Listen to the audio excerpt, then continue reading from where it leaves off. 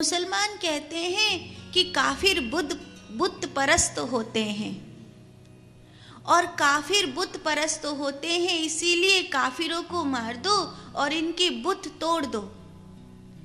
इसीलिए औरंगजेब ने कई लाख मूर्तियां भगवान की तोड़ दी।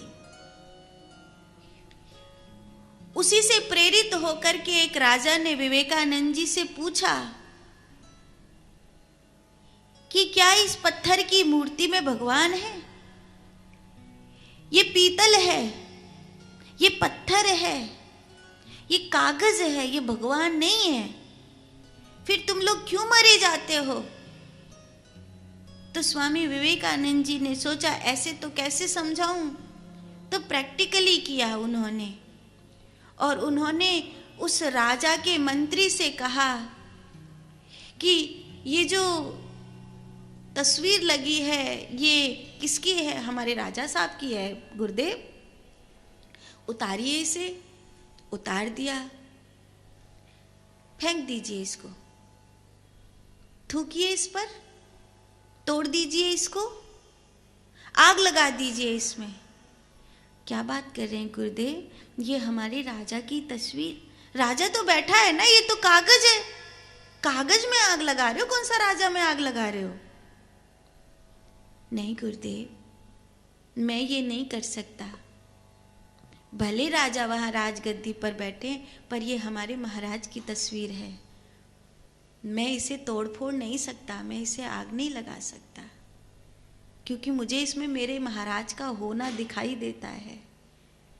महाराज, शायद आपको समझ में आ गया होगा कि एक कागज के टुकड़े को आपके मंत्री ने आग नहीं लगाई, इसे फेंका नहीं, इसे फाड़ा नहीं, इसे तोड़ा नहीं।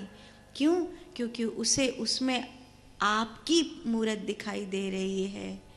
ये पीतल नहीं है महाराज, ये पत्थर नहीं है, इसमें हमें हमारा भगवान दिखाई दे रहा है, इसमें हमें हमारा परमात्मा दिखाई दे रहा है। ये पीतल नहीं है, ये हमारा सर्वस्व है। तुझे देख देख जीना, उसकी छवि देख देख कर तो हम जिंदा रहते हैं।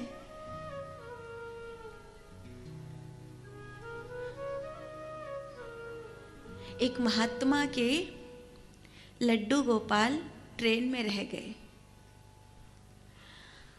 अब तो वो महात्मा रोए सो रोए,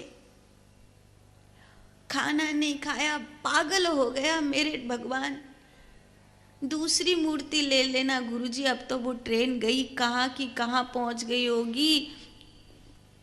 नहीं भैया, कुछ भी करो, मुझे तो, मैं तो उनके बिना जी नहीं सकता।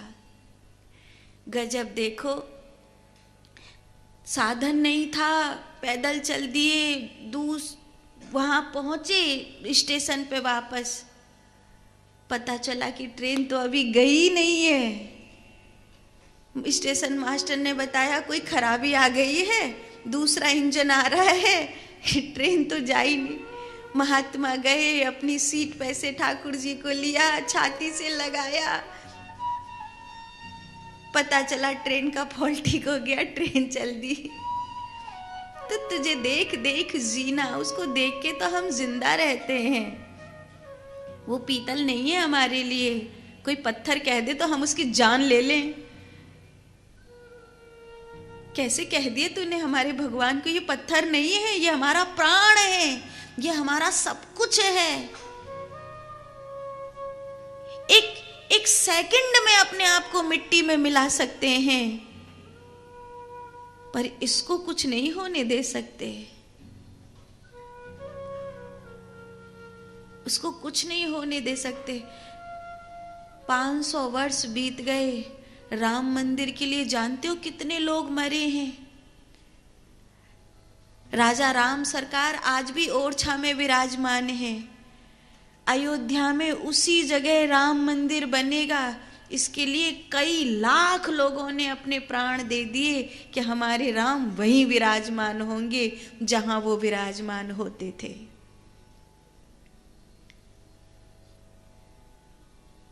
तो ये जो पूरा ब्रह्मांड है, इसको कैसे हम कहें?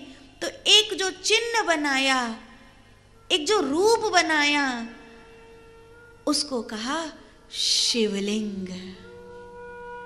पूरे ब्रह्मांड में ये अरूप है और ये एक अरूप का रूप है जिसे हम कहते हैं शिवलिंग।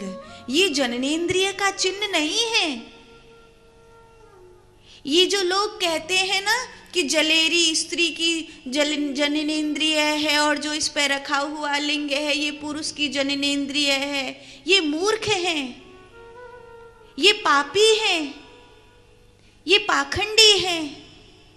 इनको ये पता ही नहीं है कि पूरे ब्रह्मांड का एक आधार बनाया गया और उस पूरे ब्रह्मांड का एक आधार बनाकर वो जो अनंत है लेकिन उसकी कोई सीमाएं नहीं है, जिसकी कोई सीमा नहीं है, उसको अगर हम एक, क्योंकि जहां से आरंभ करते हैं वो वहीं जाकर के पूरा हो जाता है, मैं उसको एक करूं तो वो जैसा बनता है वो शिवलिंग है,